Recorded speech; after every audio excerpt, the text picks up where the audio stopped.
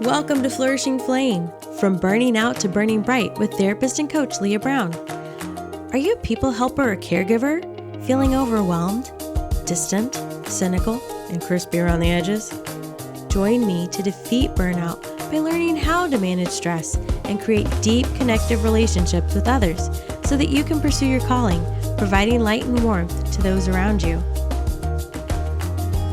Hello and welcome to episode 28 of the Flourishing Flame podcast. This is Leah, and I was wondering, do you remember playing the game Chutes and Ladders, where you spin the little dial and it goes around and it tells you how many spaces to go? And when you go those spaces, you could end up with a ladder that progresses you faster, or you could end up with a slide that takes you back several places.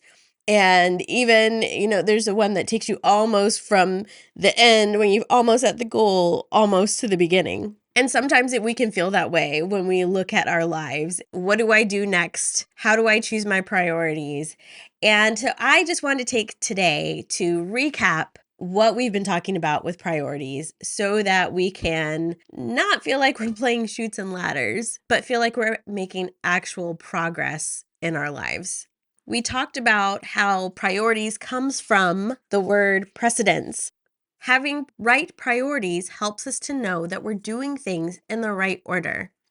And when we are getting done those important things, then that is protective to us feeling burnt out because those things that we know that we need to get done are getting done. As we're looking at our priorities, we have task priorities and we have relationship priorities.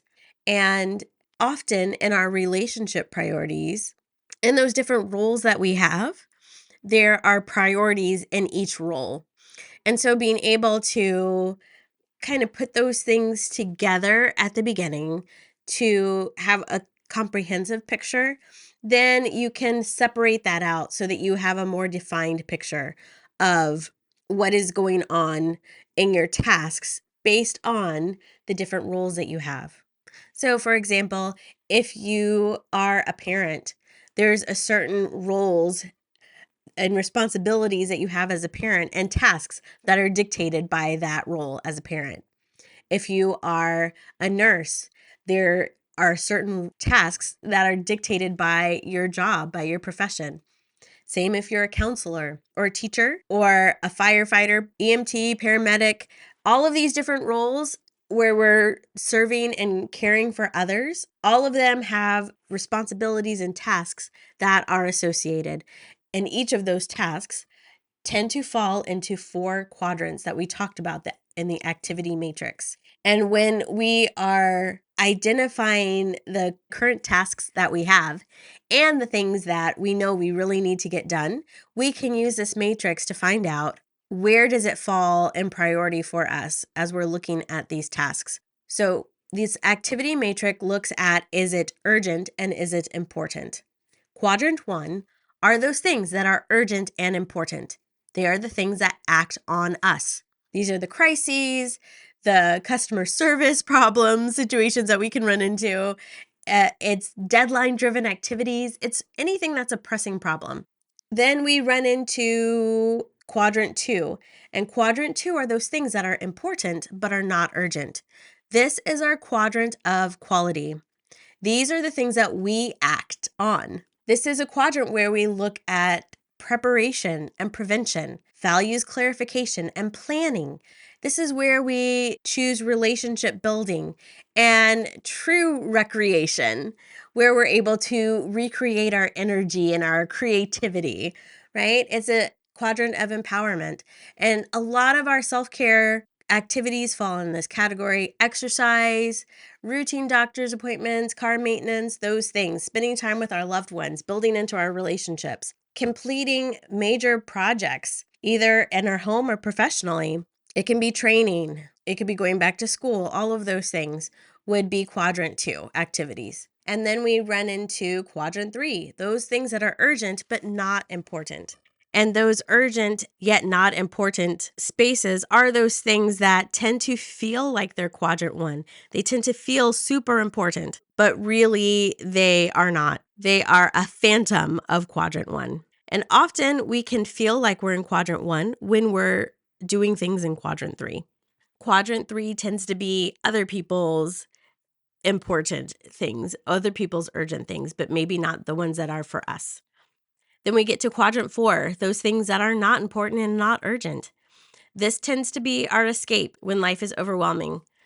And we can fall into it when we are feeling overwhelmed and more of a freeze response, as we've talked about in previous episodes. So the difference between that choosing to relax in quadrant 2 and that overwhelm escape in quadrant 4 is it's not really that refreshing when we're doing it out of completely overwhelm and shut down versus choosing to do the thing that is feeding into us. And we tend to do things like death scrolling on our phone or trying to procrastinate the thing that we really need to do by doing some extra project or cleaning out a closet or something like that. That is this escape from what's happening that's not really feeling fulfilling because we haven't planned and chosen to do it. It's a reaction out of that stress. So, as we kind of identify all of these different things, I would really encourage you to take a piece of paper and write down what are those tasks that you're doing. Just brain dump. What are all the things that you need to do? And then once you have all of those things that you need to do in your brain dump, start identifying what are those things that are, as I talked about in the last episode, your big rocks. Those things that when you put them in first, they'll fit. In the example that I gave last week, I told you about a presentation that I've seen and I've done actually before, where you have large rocks, smaller rocks, gravel or sand, and then water. If you pour the water in first and then the gravel or the sand and the smaller rocks, the big rocks don't fit. But if you put the big rocks in first, and then the smaller rocks will kind of fall in between the big rocks, and the gravel or sand will fall in between those holes, and you can pour the water in and it will fit. But it's putting in those big rocks first so that they get done. And as we do those things that we know need to get done, then we feel less stressed and we're preventing burnout because we're getting done those important things first so that we can feel like we are accomplishing those big tasks, moving those boulders. And when we can do that and we're making that good progress, then we are able to spend the time in those quadrant 2 activities that we know that we need, that we're able to take the type of rest that makes us feel rested. Maybe for you, as an example, it's taking a bath.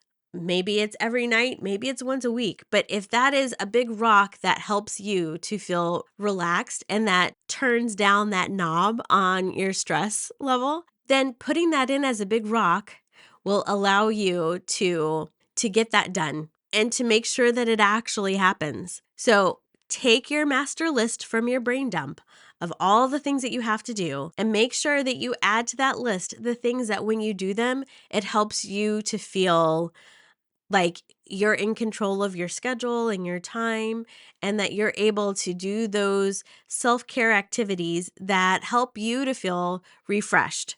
And then I want you to take those things, and I would pick a color of colored pencil or marker or highlighter or something like that and start identifying what are those things that you need to do that are those quadrant 1 activities. And they can be things that are one and done types things, or they can be things that happen on a repeated basis. And make sure that you're making a note of that. Quadrant 1, quadrant 2, quadrant 3, quadrant 4. And then as you're looking at those important quadrant 1 and 2 activities that you have, identify, is there anything in there that you can share that with someone else? What can you delegate? And what is it that you need to do yourself? What is it that you can do later? And what is it that you need to do immediately? If you can identify those things, then it will help you to really get a hold of all of these pieces that we're going to use in our next episode. So I hope that this has been an encouragement for you. And I did give you a little bit of homework, which I don't normally do, But I want you to be prepared for being able to take these pieces that we've been working on over the last several episodes and put them into practice in a way that your life does not feel like Chutes and Ladders, where you're spinning the little spinner and seeing how many moves you can make, and then not knowing if what you're doing is going to help you to advance or going to put you on that chute that takes you all the way back to the beginning. I hope you have a great rest of your day or evening whenever you're listening to this, and I look forward to talking to you again soon. Until next time, take care. Thank you for joining me today. If this episode added kindling to your flame, please leave a review and pass it on to a friend who could use some encouragement. You can connect with me and find additional resources at leahlittlebrown.com. Now go forth and burn in all your brilliance.